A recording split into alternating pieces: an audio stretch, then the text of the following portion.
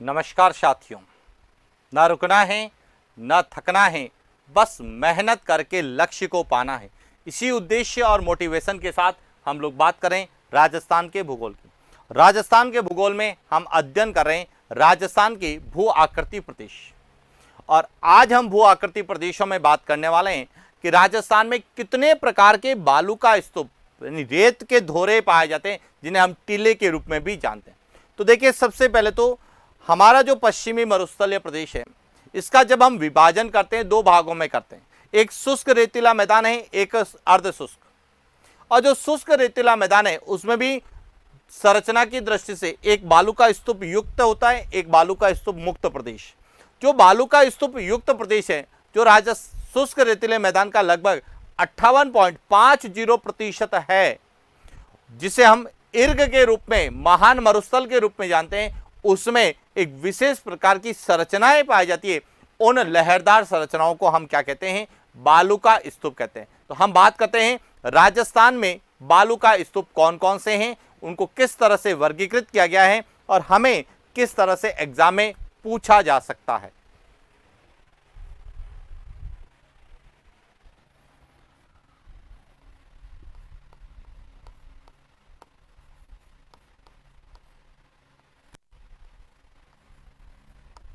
राजस्थान के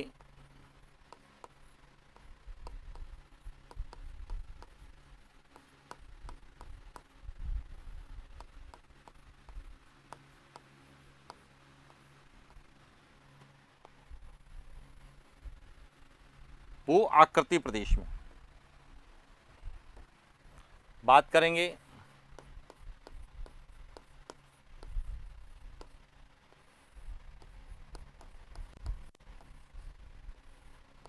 जिन्हें हम टीला या स्थानीय भाषा में क्या कहते हैं? धोरा कहते हैं। सैंडयूज के बारे में बात करेंगे तो सबसे पहले तो आपको सैंडयूज बालू का स्तूप क्या होते हैं तो देखिए, पश्चिमी मरुस्थलीय प्रदेश के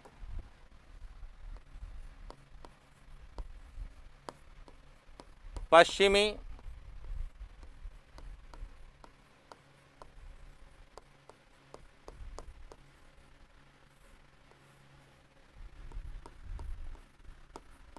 मरुस्थलीय प्रदेश में पवन द्वारा निर्मित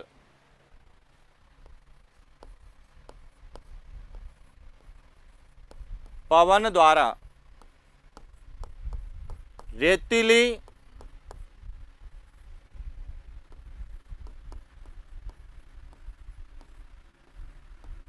बलुई मृदा से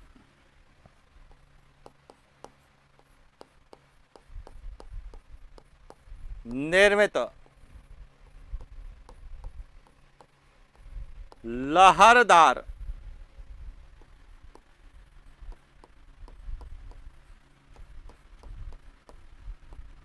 स्थला आकृति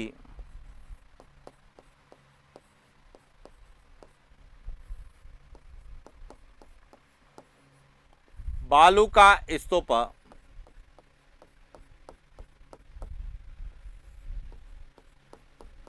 कहलाती है। यानी कि इस तरह से आपको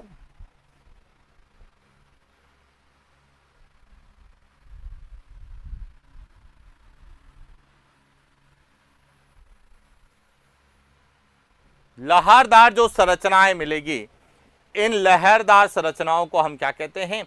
बालू का स्तूप कहते हैं। क्लियर हो गया? अब ये बालू का स्तूप अलग अलग प्रकार के हैं।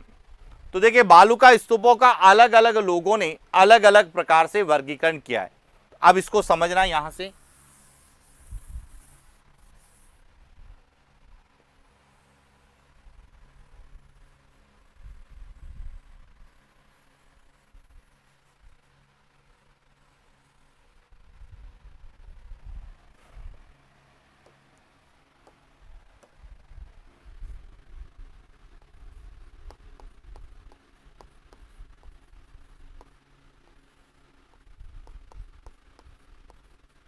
बालू का स्तूप के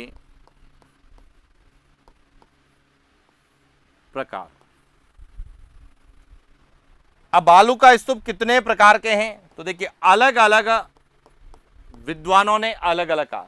सबसे पहले वैगनॉल्ड के द्वारा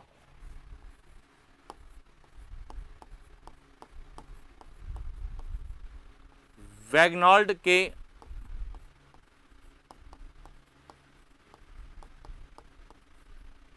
अनुसार, वैगनॉल्ड जिन्होंने 1933 में बालू का स्तूपों का वर्गीकरण प्रस्तुत किया और इन्होंने बताया कि बालू का स्तूप दो प्रकार के होते हैं। कौन कौन से होते हैं? एक तो होता है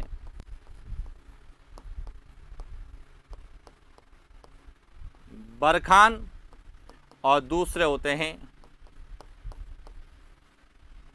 सीफ। क्लियर हो गया कि वैगनॉल्ड ने सबसे पहले 1933 में बालू का स्तूपों को दो प्रकार का बताया। इसके बाद हेकी ने, दूसरा है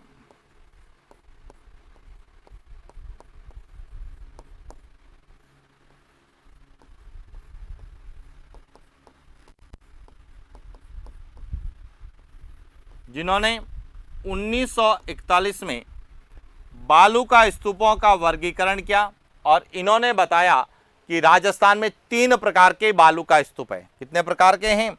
3 प्रकार के।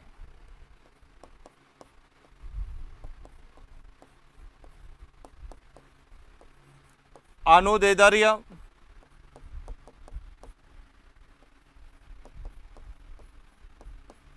अनुप्रस्थ और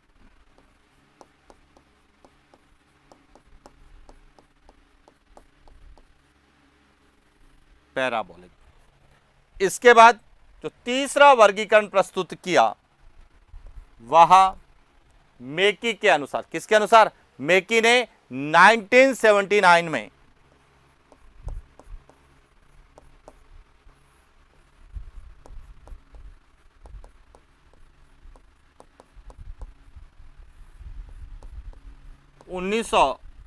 में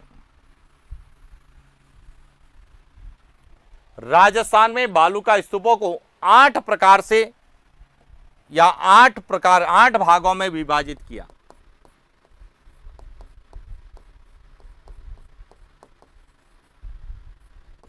अनुप्रस्थ,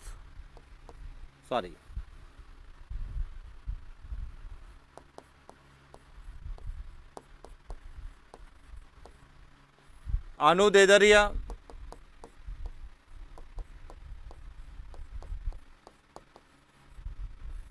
अनुप्रस्थ,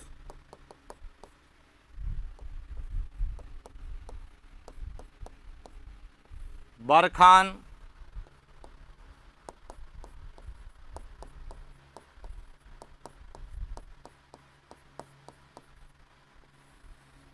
पैराबोलिक, उसके अलावा तारा,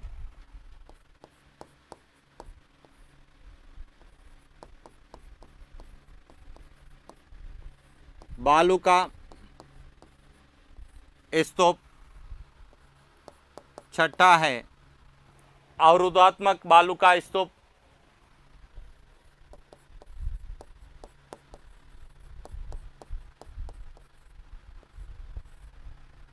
सातवां है नेटवर्क और आठवां है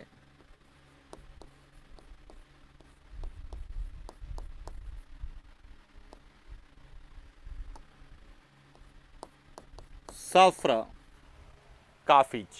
इस तरह से 8 प्रकार के बालू का स्तूप। यदि आपसे पूछा जाए कि राजस्थान में कितने प्रकार के बालू का स्तूप है, तो राजस्थान में 8 प्रकार के बालू का स्तूप पाए जाते हैं। और यहां से डायरेक्ट प्रश्न आता है कि कौन सा बालू का स्तूप है या नहीं है। तो ये 8 प्रकार के बालू का स्तूप राजस्थान में पाए जाते हैं। अब एक एक बालू का स्तूप के बारे में हम पढ़ेंगे कि अनुप्रस्थ बालू का स्तूप क्या होते हैं, अनुदेदर्य क्या होते हैं और इसके साथ ही बरखान क्या होते हैं, ये राजस्थान में कहां पाए जाते हैं और इनको लेके क्या प्रश्न बन सकते हैं। तो सबसे पहले हम बात करते हैं अनुदैर्ध्य बालू का स्तूप को।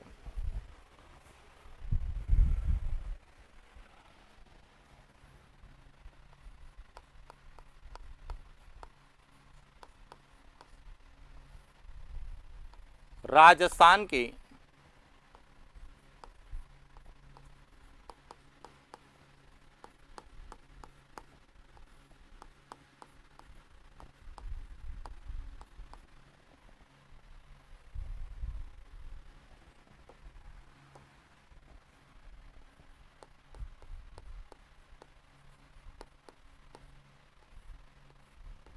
राजस्थान में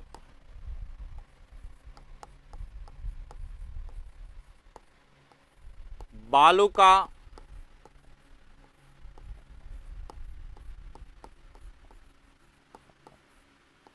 स्तूप के प्रकार, जिसमें सबसे पहला प्रकार है वह है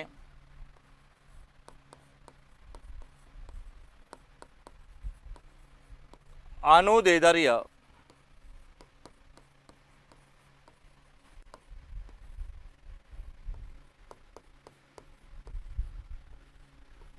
बालू का स्तूप। अब देखिए, अनुदैर्ध्य बालू का स्तूप को रेखीय, सीफ और पवनानुवर्ती बालू का स्तूप भी कहते हैं। यह ध्यान रखना, रेखीय बालू का स्तूप है, सीफ है, पवनानुवर्ती बालू का स्तूप, यह अनुदैर्ध्य बालू का स्तूप के ही अन्य नाम है। अब ये होते क्या हैं समझना।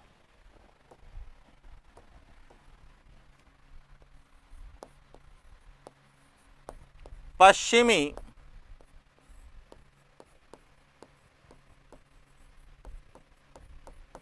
मरुस्थलीय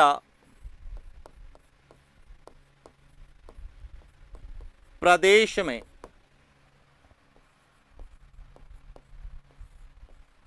पवन की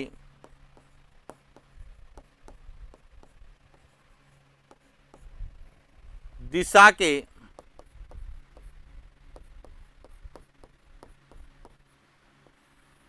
समानांतर या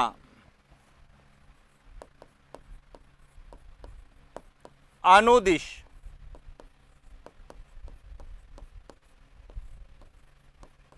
बनने वाले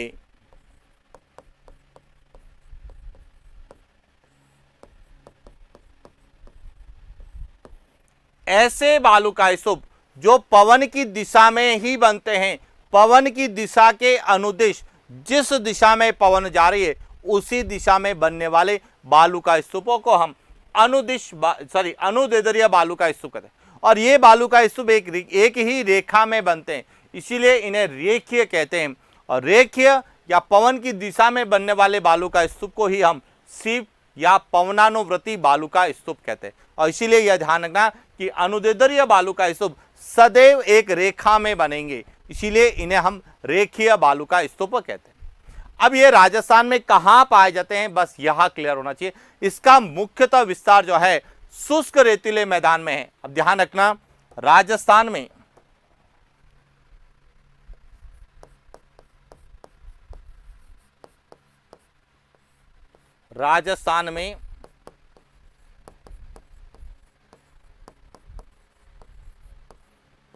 अनुदैर्ध्य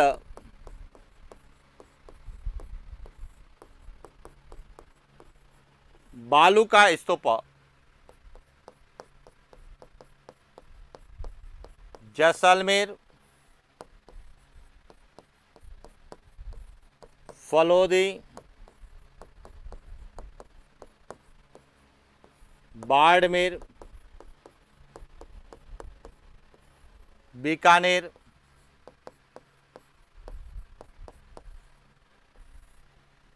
अनूपगढ़,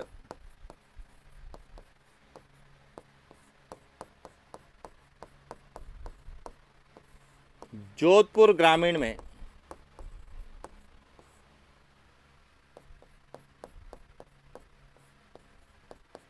यहां मुख्य रूप से आपको जैसलमेर में, बाड़मेर, बीकानेर के अलावा कुछ भाग जो कि बीकानेर का भाग अनूपगढ़ में गया है वहां पर मिलेंगे और जोधपुर ग्रामीण में यहां देखने को मिलते हैं।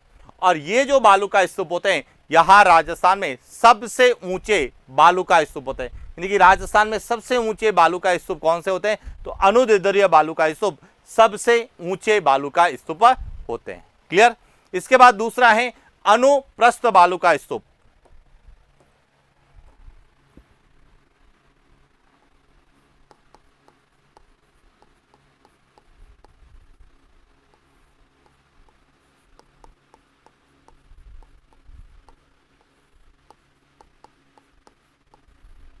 अनुप्रस्थ बालू का स्तूप का मतलब है कि पश्चिमी मरुस्थलीय प्रदेश में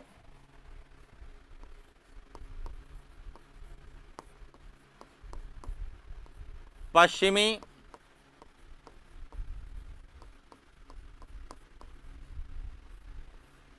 मरुस्थलीय प्रदेश में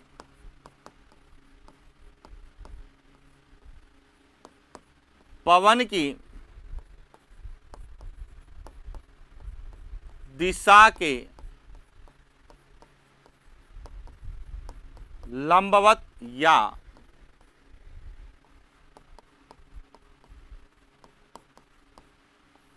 समकोण 90 डिग्री कोण पर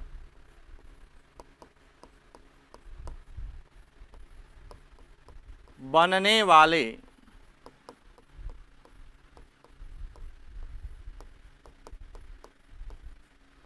बालू, ऐसे बालू का स्तूप जो पवन की दिशा के समकोण वर्टिकल बनते हैं उन्हें हम क्या कहते हैं, समकोणीय या अनुप्रस्थ बालू का स्तूप कहते हैं। इन्हें हम समकोणीय बालू का स्तूप भी कहते हैं।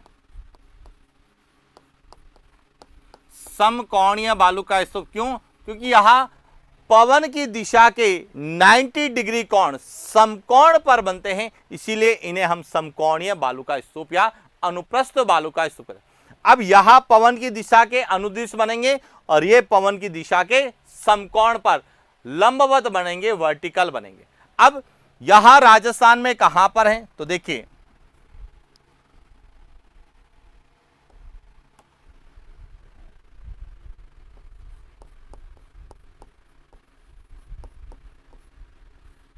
राजस्थान में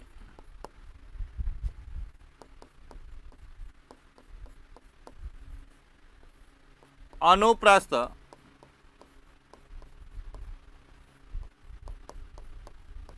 बालू का स्तूप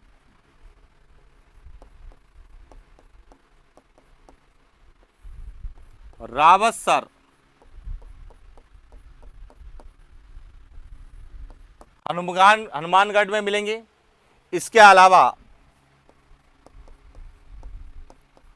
सूरतगढ़,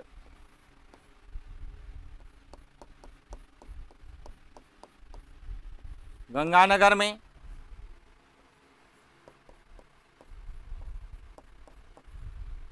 अनूपगढ़ में, पोखरण, जैसलमेर में, फलोदी में,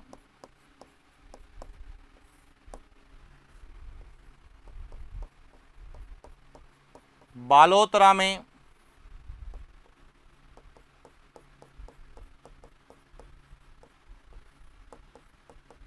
ओसिया,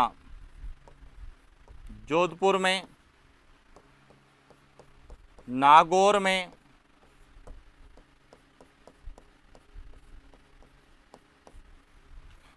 नीम का थाना में, सीकर,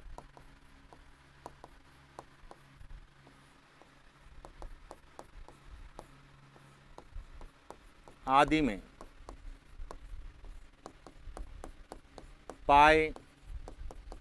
यहां राजस्थान में जो है जहां पे भी चट्टानी भाग आएगा उन चट्टानों से टकराकर यहां बालू का स्तूप पवन की दिशा के लंबवत बनते हैं। तो यहां मुख्य रूप से इन जिलों में या स्थानों पर, जिसमें सबसे ज्यादा रावतसर का पूछा जाता है कि रावतसर में कौन से बालू का स्तूप मिलते हैं, तो अनुप्रस्थ मिलते हैं।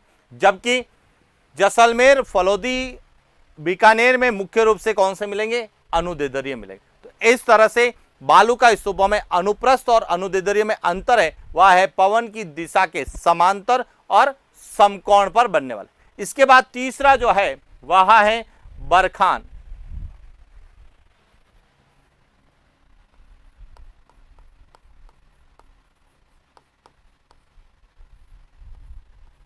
राजस्थान के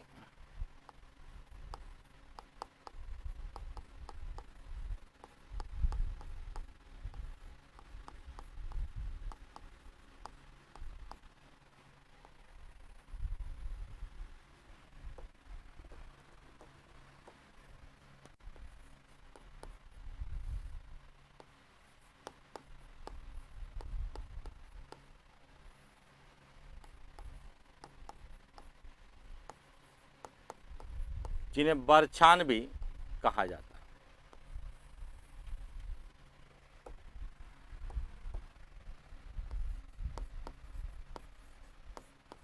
पश्चिमी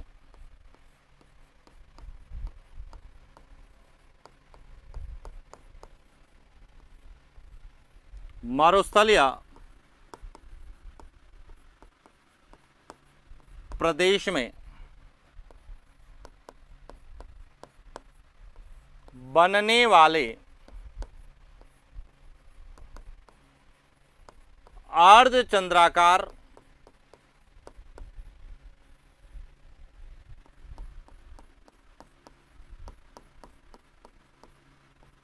गतिशील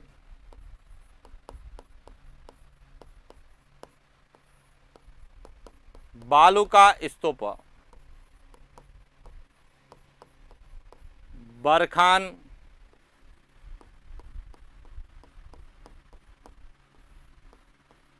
कहलाते हैं।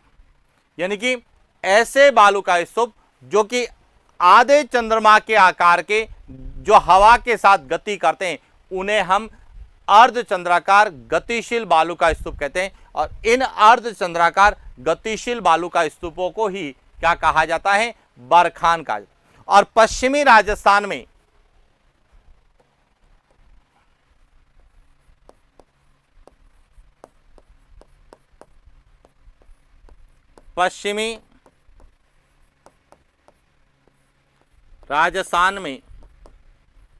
बरखान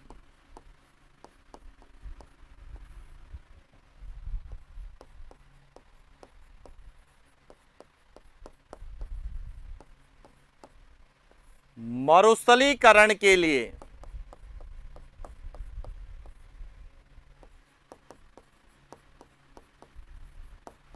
सर्वाधिक उत्तरदायी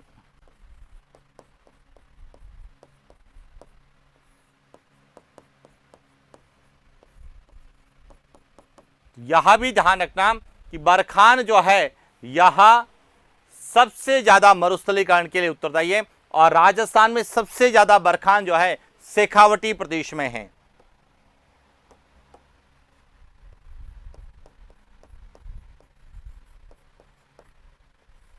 राजस्थान में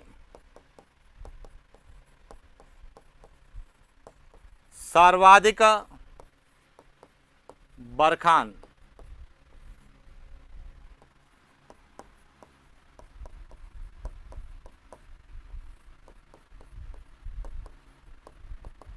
शेखावटी प्रदेश में पाए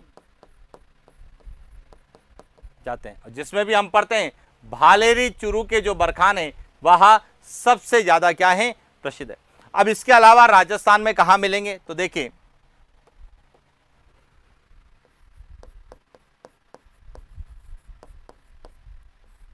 राजस्थान में बरखान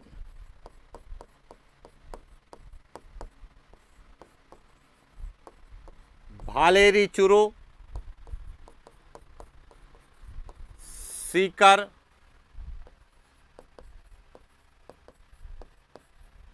झुंझुनू, नीम का थाना,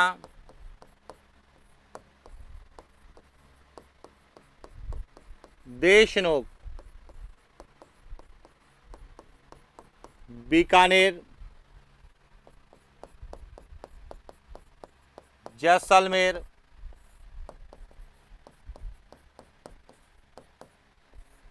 फलोदी, बालोतरा, बाड़मेर आदि में। कि राजस्थान में इन जिलों में या इन स्थानों पर विशेष रूप से भालेरी है, देशनोक है, यहां पर हमें बरखान देखने को मिलते हैं। तो इस तरह से राजस्थान में जो अधिकांश बालू का स्तूप पूछे जाते हैं वह 3 पूछे जाते हैं, अनुदैर्ध्य, अनुप्रस्थ और बरखान। इसके अलावा जो अन्य हैं वह केवल अपनी विशेषता के कारण जाने जाते हैं और कुछ ही क्षेत्रों में पाए जाते हैं। तो इनके अलावा और कौन कौन से हैं, तो बात करते हैं पैराबोलिक बालू का स्तूप।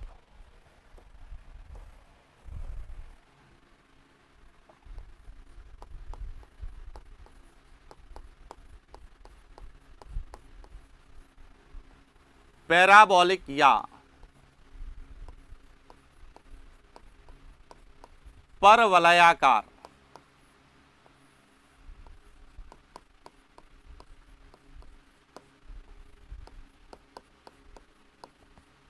बालू का स्तूप। पैराबोलिक या परवलयाकार, अब समझना कि संपूर्ण पश्चिमी राजस्थान में हेयर पिन के आकार के पाए जाने वाले बालू का स्तूपों को हम कहते हैं पैराबोलिक बालू का स्तूप। संपूर्ण पश्चिमी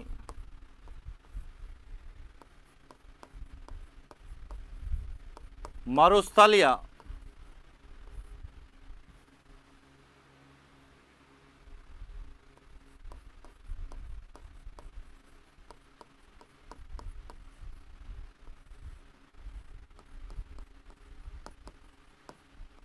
प्रदेश में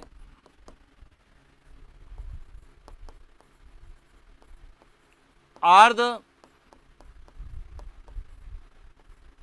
चंद्राकार या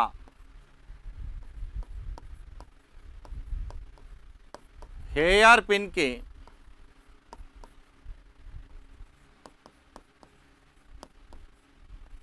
आकार के पाए जाने वाले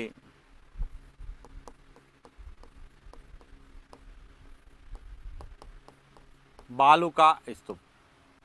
कि ऐसे जिनकी आकृति अर्धचंद्राकार या हेयर पिन के समान होती है, उन बालू का स्तूपों को हम पैराबोलिक या परवलयाकार कहते हैं और यहां लगभग संपूर्ण मरुस्थलीय प्रदेश में पाए जाते हैं। इसके बाद अगला जो है वह है तारा बालू का स्तूप।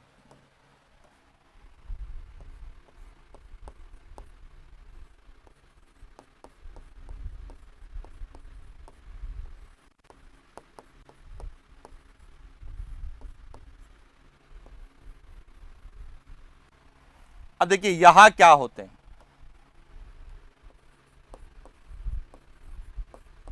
पश्चिमी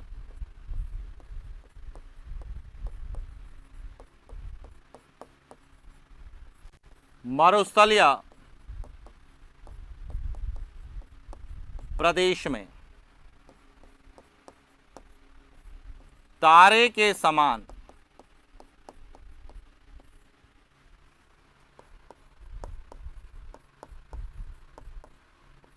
दिखाई देने वाले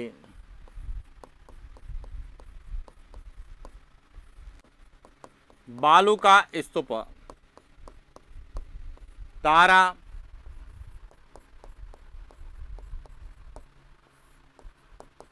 बालू का स्तूप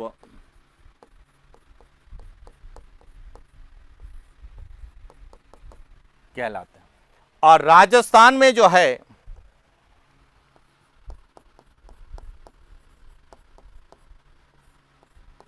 राजस्थान में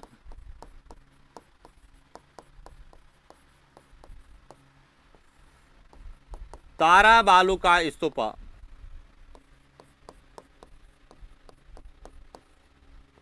मोहनगढ़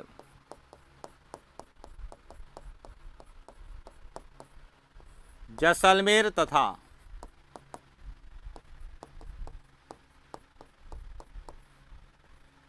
सूरतगढ़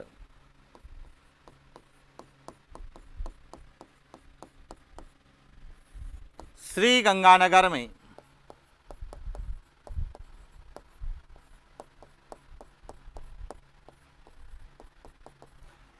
अब देखिए, तारा बालू का स्तूप नाम से ही क्लियर है कि जो तारे के समान दिखाई देते हैं, ऐसे बालू का स्तूप जो तारे के समान दिखाई देते हैं उन्हें हम तारा बालू का स्तूप कहते हैं।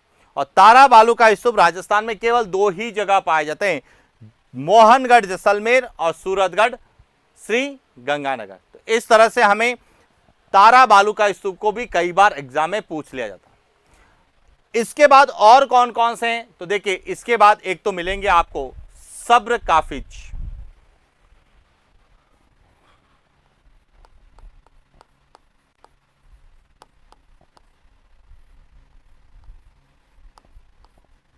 राजस्थान के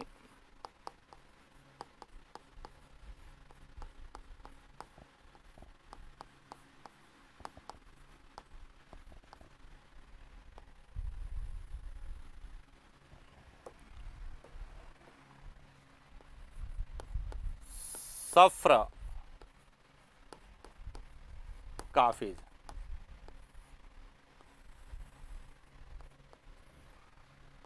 संपूर्ण पश्चिमी मरुस्थलीय प्रदेश, संपूर्ण पश्चिमी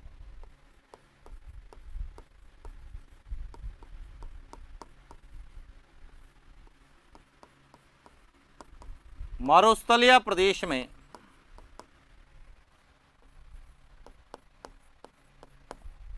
छोटी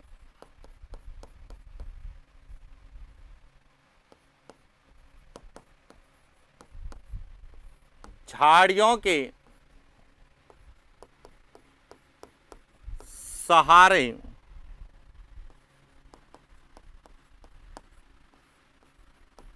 बनने वाले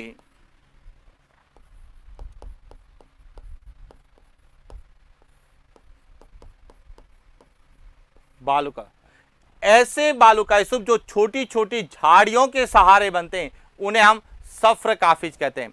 और राजस्थान में सबसे छोटे बालू का स्तूप जो है यह कौन से हैं, सफ्र काफिज, जो छोटी छोटी झाड़ियों के सहारे बनते हैं। इसके बाद आते हैं नेटवर्क बालू का स्तूप।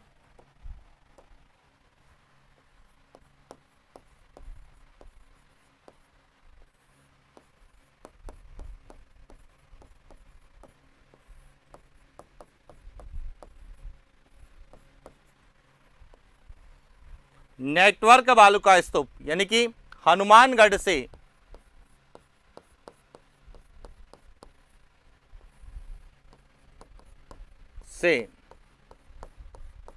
हिसार,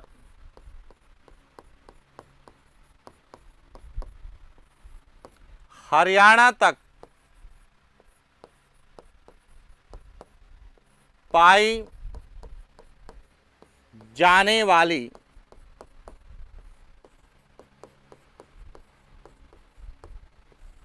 बालू का स्तूपों की श्रृंखला नेटवर्क बालू का स्तूप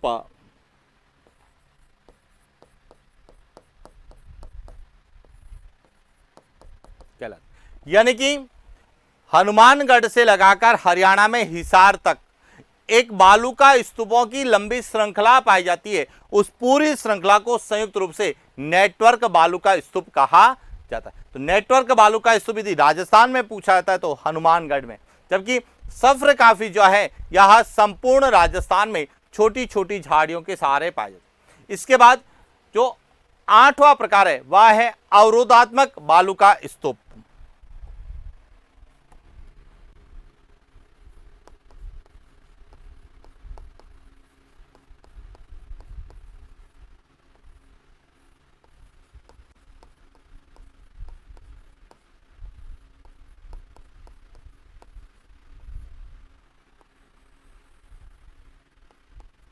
अवरोधात्मक बालू यानी अवरोध के कारण या अवरोध के सहारे बनने वाले बालू का स्तूप क्या कहलाते हैं? अवरोधात्मक।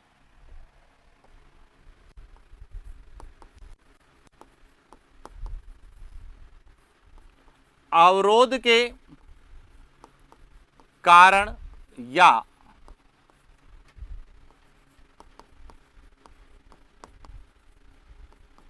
अवरोध के सहारे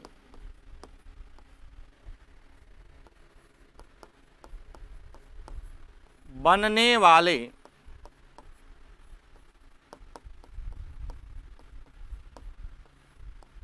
बालू का स्तूप, उन्हें हम क्या कहेंगे? अवरोधात्मक। अब ये राजस्थान में कहां पाए जाते हैं? तो पुष्कर हैं,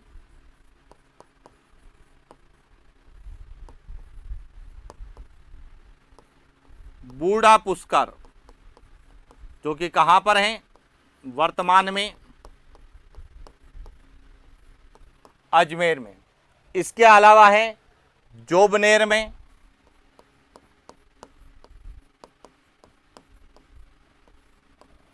और यहां मिलते हैं कुचामन, सीकर, झुंझुनू,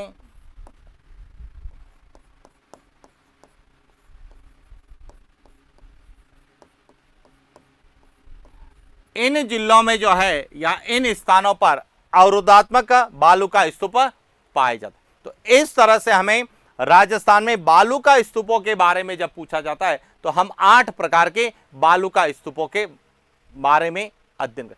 अब कुछ शब्द हमें पूछे जाते हैं, जिसमें एक तो पूछा जाता है मरहो। मरहो यानी कि बालू का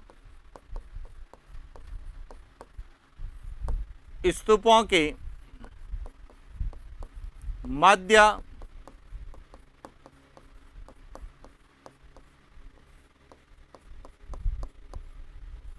संकीर्ण मार्ग, कि बालू का स्तूप जो लहरदार संरचना होती है उनके मध्य जो संकीर्ण मार्ग होता है उसे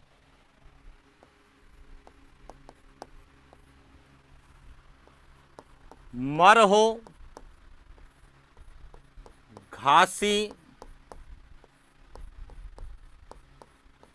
कारवा कहा जाता है।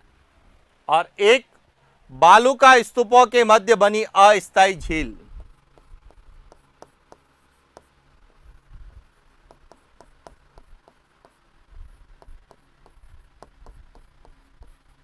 बालू का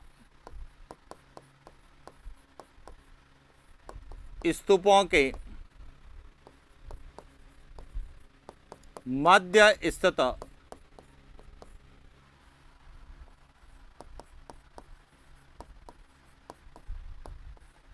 अस्थायी झील, उसे हम क्या बोलते हैं?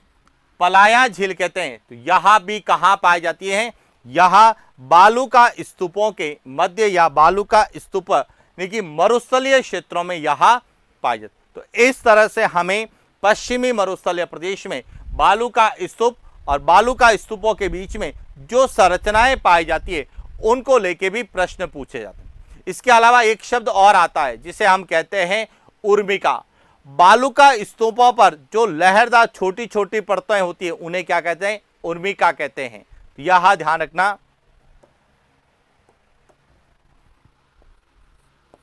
उर्मिका।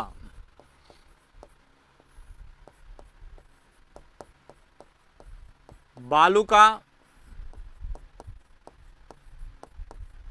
स्तूपों पर पाई जाने वाली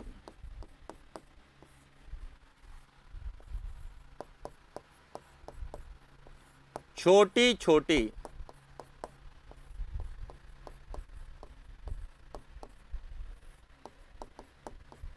लहरदार संरचना, उसे हम क्या कहते हैं, उर्मिका कहते हैं। तो इस तरह से हमें जो है प्रश्न पूछा था। और बालू का स्तूपों के बीच में जो निम्न भूमि क्षेत्र होता है उसे कई बार हम तल्ली भी कहते हैं, और उसमें जब पानी जमा हो जाता है, अस्थायी झील बनती है, तो उसे हम क्या कहते हैं, पलाया झील कहते हैं। सामान्यतः जो हमें बालू का स्तूप और बालू का स्तूपों के संबंध में जो संरचनाएं पूछी जाती है उसमें विशेष रूप से एक तो मरहो जो बीच में मार्ग होता है, दूसरा उनमें बीच में जमा होने से, वर्षा का जल एकत्र होने से जो अस्थायी झील बनती है पलाया झील, और एक पूछा जाता है बालू का स्तूपों के ऊपर जो लहरदार संरचनाएं हमें दिखाई देती है उन लहरदार संरचनाओं को क्या कहा जाता है, उर्मिका कहा जाता है। तो इस तरह से हमें पश्चिमी मरुस्थलीय प्रदेश के अंतर्गत जितने भी बालू का स्तूप पाए जाते हैं उनको लेके जितने प्रश्न बन सकते हैं जो एग्जाम पॉइंट ऑफ व्यू से इंपॉर्टेंट है उस पर हमने चर्चा की। और इसी के साथ हमारा पश्चिमी मरुस्थलीय प्रदेश कंप्लीट होता है। आज के लिए इतना ही, मिलते हैं नेक्स्ट क्लास। Thank you.